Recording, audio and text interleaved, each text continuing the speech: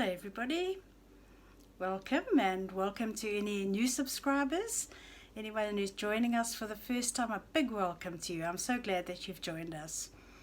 Well, it's the start of a new year and I'm very excited. I think we're going to do a lot of good sharing this year, and I've got lots of content that I'm going to bring to you. So if you haven't subscribed yet, please do, and you won't miss any of this content. On this channel, it's not a money-making channel, so I won't be asking for likes and thumbs up and all the other things that the YouTube algorithms might recognize. But what I do ask is if you know of anybody who might benefit from this channel, from our chats and from the information we share with each other, then please share this with them and let's grow our community. And as I've said before, we are better together. We know that. And just in the few short weeks that I've known some of you, it's definitely been proven to me. I've learned from you, and I hope I can continue learning from you. Today I'm going to read episode 5 of my book, Life After Depression. For any of you who haven't followed any of the other episodes, go back and start at episode 1, and I do hope that you enjoy it. Well, here goes with episode 5. I was living on my own now and trying to come to terms with this new unfamiliar lifestyle. I could do whatever I wanted, whenever I wanted. I could make my own decisions. I could go out when I wanted to. I could come home when I wanted to. Life was going to get better. At last I was going to get control of my life. Not so. I was no more in control then than I had been on the day I was born. All those new options I had made absolutely no difference to my life at all. I felt myself sinking again. I was really going deep, and I didn't think I'd be able to get back up this time. I fought against it tooth and nail, but as always, it eventually conquered me. Once more I took to my bed, not showering or getting up for days. I pretended to be sick in order to stay off work. I put the answering machine on to ward off phone calls. But I could only pull the wool over my loving and caring sister's eyes for so long. As soon as she discovered I was having another depression episode, she had me out of my bed in a flash and took me to stay with her and her understanding and loving husband. She fed me, ran me wonderful scented baths, talked to me and generally pampered me for the next few days, as always making me feel special. They both told me to forget about everything and just to get well again, and the storm would pass. It always did. What patience these two had for me. I am so grateful. But this time was different. When I was right at the bottom of the hellhole, not even having the energy to take my own life, beyond ceasing eating and starving myself to death, something started to change. I started to give up, really give up. Now I know that probably sounds really crazy coming from someone who appeared to have given up so many times in the past, but I'd never really given up like this before. Not in this way. I'd always sought and found a remedy just in time. I'd always managed to regain control of my life. This time I really gave up.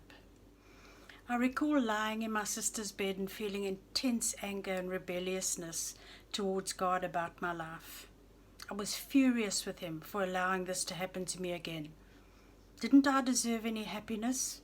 Didn't I deserve some respite from this demon that had taken over my mind and my life? When was my turn to have some peace of mind? I'd tried to rid myself of this awful dark cloud hanging over my head day and night, week in, week out, year in, year out. I was finished. I'd had enough. This was not fair.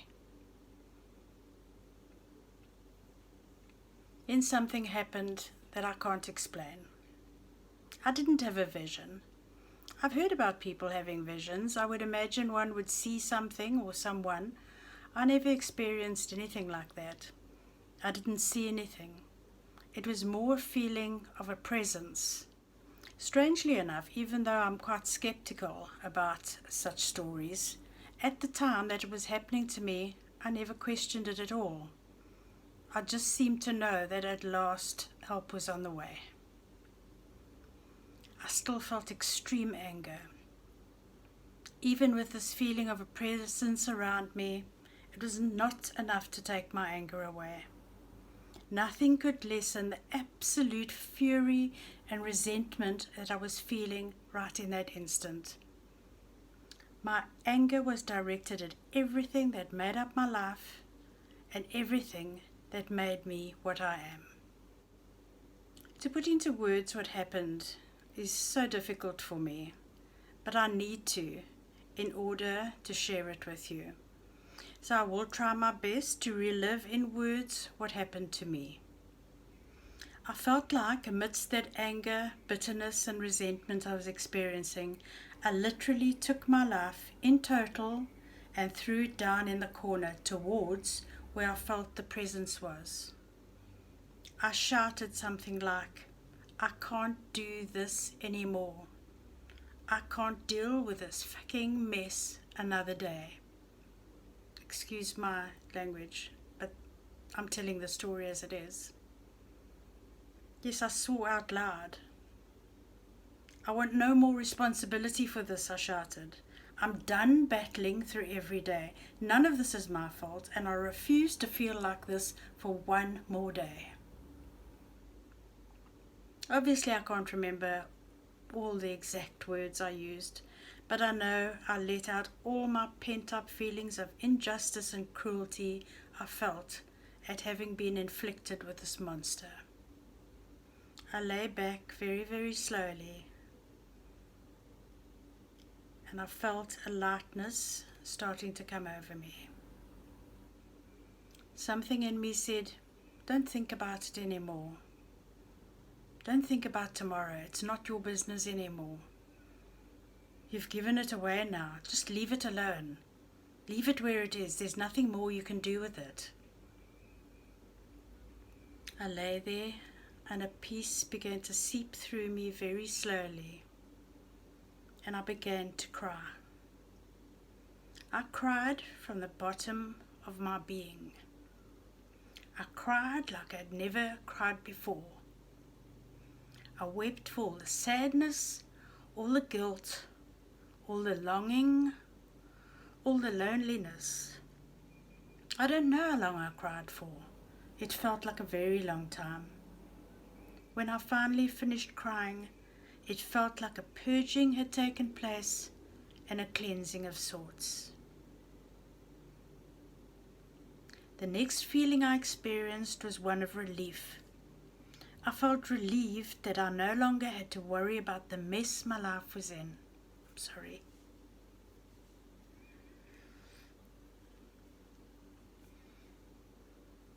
I felt like I no longer had to worry about the mess my life was in. I no longer had to ponder over my choices and decisions when I didn't know what was really best for me anyway.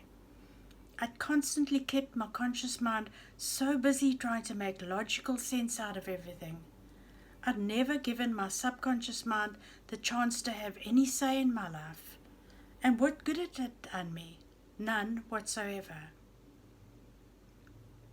Perhaps you're wondering about the wiseness of this decision.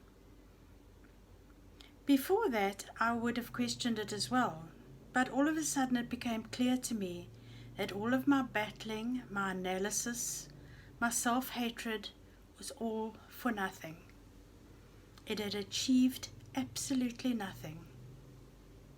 It had not made any difference in my daily battle with depression. What was it worth? Now, this was my experience, and I don't expect others to experience what I did. But perhaps you can just see a thread coming through here. Perhaps you can see that it's not necessary to take all the responsibility for our lives. Perhaps you can find some way to give over the problem to your God or your Creator, whoever or whatever it is that you believe in. I mean, really give it over. This is such a fine line, not to become non-caring about your life, but to know that you do not have the power to make this right, so why keep battling to do it? Leave it to someone or something who knows what's best for you.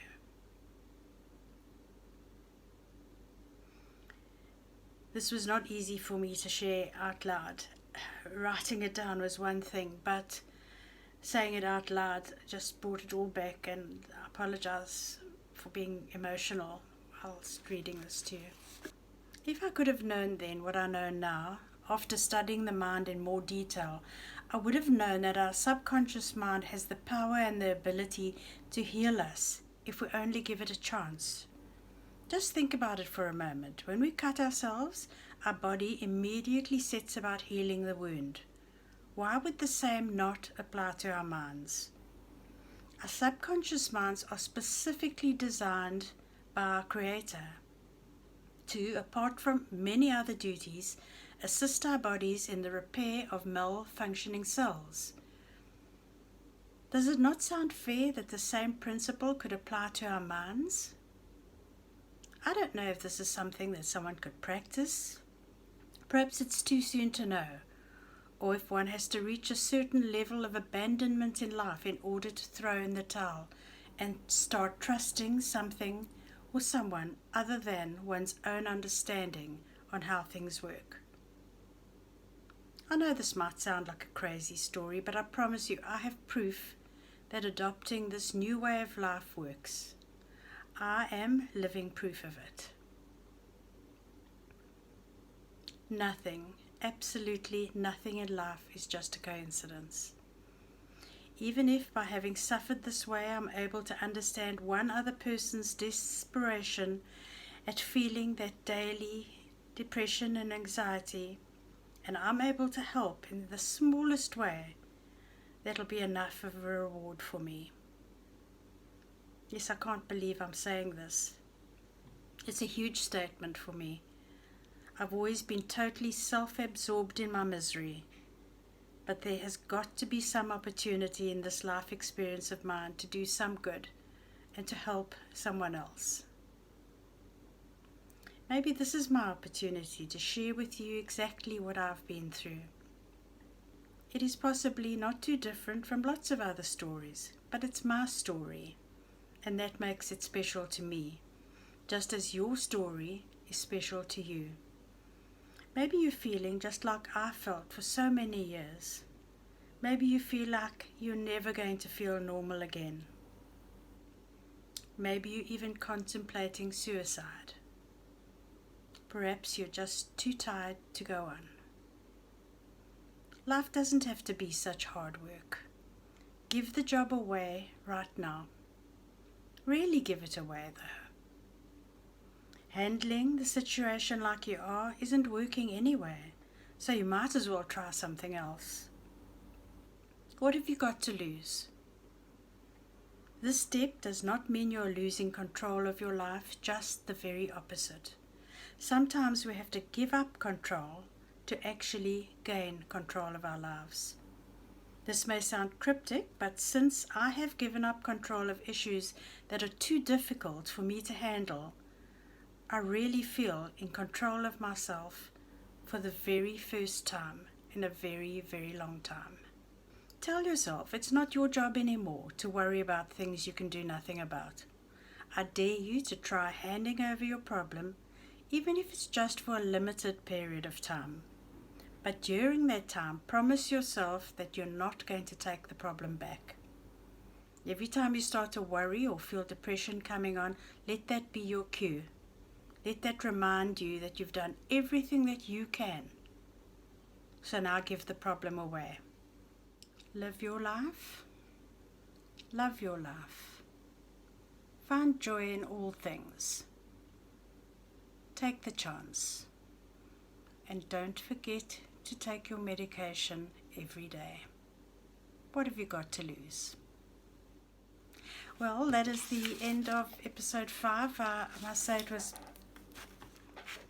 a little difficult for me, and but I'm glad I shared it with you. And until next time, episode 6, be kind to yourselves, stay safe, see you next time, big hugs.